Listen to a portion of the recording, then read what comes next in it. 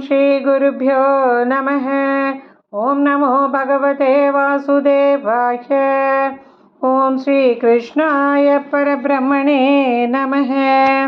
अथ पञ्चषष्टितमं दशकं गोपीसमागमनवर्णनम्।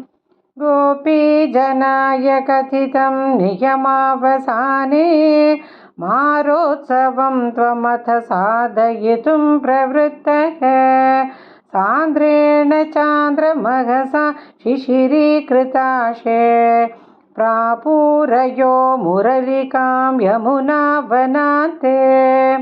सम्मूर्च्छनाभिरुदितस्वरमण्डलाभिः सम्मूर्च्छयन्तमखिलं भुवनान्तरालम्। त्वद्वेणुनादमुपकर्ण्य विभो तरुण्यः तत्तादृशं कमपि चित्तविमोहमापुः। तागेहकृत्य निरतास्तनयप्रसक्ताः कान्तोपसेवनपराश्च सरोरुहाक्ष्यः। सर्वं विसृज्य मुरलीरवमोहितास्ते कान्तारदेशमयि कान्ततनो समेताः। काश्चिन्निजाङ्गपरिभूषणमाददानाः वेणुप्रणादमुपकर्ण्य कृतार्धभूषाः।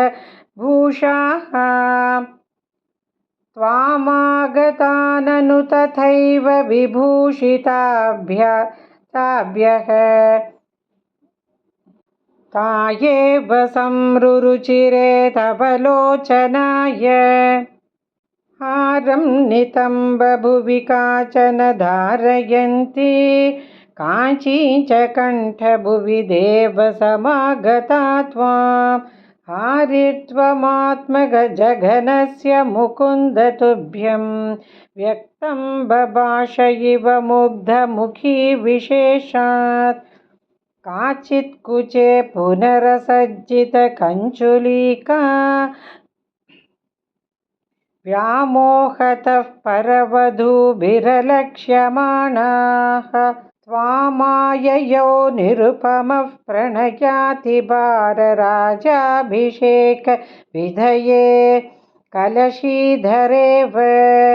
काचिद्गृहात् किल निरेतुमपारयन्त्यः त्वामेव देवहृदये सुदृढं विभाव्य। देहं विदूय परिचित्सुखरूपमेकं त्वामाविशन् परमिमाननुदन्यदन्याः। जारात्मना न परमात्मतया स्मरन्त्यः नार्यो गताः परमहंसगतिं क्षणेन। तं त्वां प्रकाश परमात्मतनुं कथञ्चित् चित्ते वहन्नमृतमश्रममश्नुवीय। अभ्यागताभिरभितो व्रजसुन्दरीभिः मुग्धस्मितार्द्रवदनः करुणावलोकी। विसीमकान्तिजलधिः स्वमवेक्ष्यमाणः विश्वैकहृद्य हर मे पवनेश रोगान्। नारायणाखिलगुरो भगवन्नमस्ते। नारायणाखिलगुरो भगवन्नमस्ते।